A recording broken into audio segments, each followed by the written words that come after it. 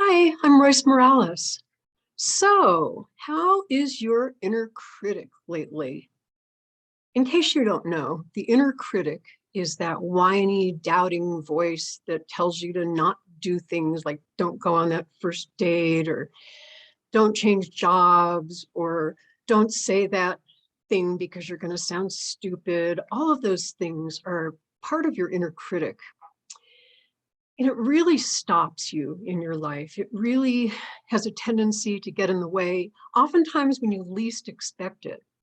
Now, not everybody's in touch with their inner critic, but I'm going to give you some hints later on in this video as to what to do about your inner critic. But for now, let me just explain it a little bit. Where does it come from? Why is it so powerful? Well, first of all, your inner critic can be compared to a scared child. And that child really believes that by criticizing you and keeping you down and keeping you limited, you are safe.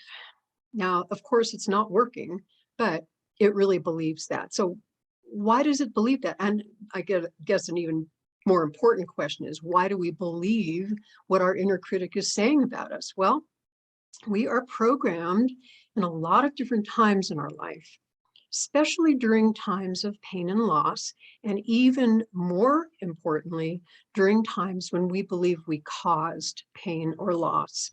So anytime we do anything that we judge ourselves as being bad for doing, that inner critic is getting powerful. Because from that point on, whatever anybody says to us, whether it's a criticism or whatever it is, an invalidation, a question, whatever it is, we buy into that because we already believe that about ourselves on some level. So that inner critic gets powerful. And from that point on, we start limiting ourselves, and we've literally bought into the fear that we are not good enough. So even if somebody says to us, oh, you're doing a really great job, we won't hear that. We won't allow ourselves to accept that. Now, let's say you're not in touch with your inner critic. Well, first of all, everybody has one. We all have one. And it shows up in different ways. But if you are not the kind of person that does any introspection, or somehow you've been able to block that part of you or suppress it or deny it, there are some ways that you can tell that your inner critic is functioning. The best way I have found to tell is by noticing what people say to you and noticing your reaction. So if somebody even does a mild criticism, you might have a reaction like, oh, how dare they talk to me like that? Or you might just get really upset, or you might leave a relationship. So things like that are showing you that even though you may not think that you're criticizing yourself, what happens is when people say those things, they're showing you a mirror of what you really do believe about yourself. It's hard to admit it sometimes, but mirrors don't lie. The other way you can tell that your inner critic is running amok is by the criticisms you have toward others. So if you find yourself thinking, God, that person is so stupid, or whatever your criticism of somebody is, that is probably, again, showing you a mirror of how you feel about yourself. You might be in denial of it, but it's there. If you're judging somebody else and criticizing somebody else, it's turn that around and take a look and see if there's part of you that believes that about yourself. Again, mirrors don't lie. Now, there's a few little handy dandy tricks that you can do to give your inner critic a little bit less power. By the way, you got to get to the roots and find out where that programming started so that you can really release the power it has. But to just kind of get along in life and not have that part of you as so functional, there's a few things I'd recommend that you do. The first one is to let go of your attachment to how things have to turn out. I know, easier said than done, right? So you're invited out on that first date, and maybe it's a horrible date. Maybe you get home and you're like, oh my God, that was awful. So notice your inner critic right then.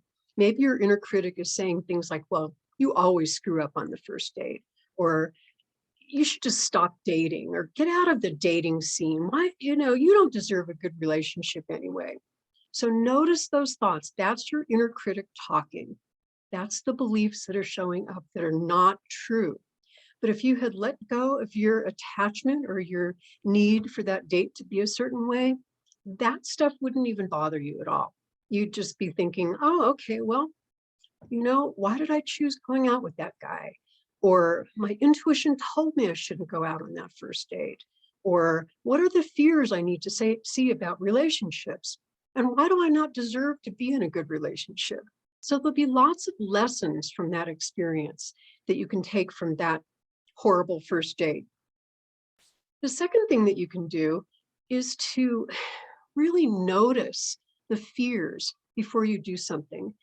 I find that if I'm having a reaction and I don't want to do something, there's some kind of a fear that's going on that I need to get in touch with.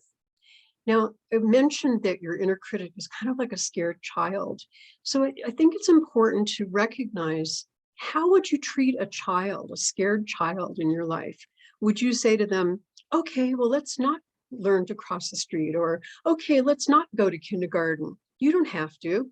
No, you would be the adult and you would say, okay, thank you, honey, for sharing that with me. And I get the fact that you're afraid, but we're going to do it. And I'm right here. So be the adult with your inner critic. Don't let it lead the way. That's a real important thing to remember.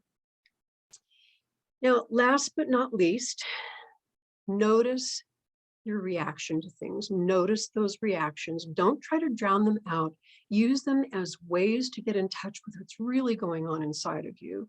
Because once you see how kind of ridiculous some of those fears are, and once you push through them and keep your commitment and do things that are maybe a little bit scary without worrying about the outcome, that's going to get you to a place of courage and empowerment. You won't have to be listening to that inner critic, because it will have learned that you're not going to listen to it. Keep in mind, everybody has an inner critic. As I said before, everybody feels this way, but we're all just running around pretending that we're not afraid, pretending that we're not criticizing ourselves, pretending that we're okay and everything is okay.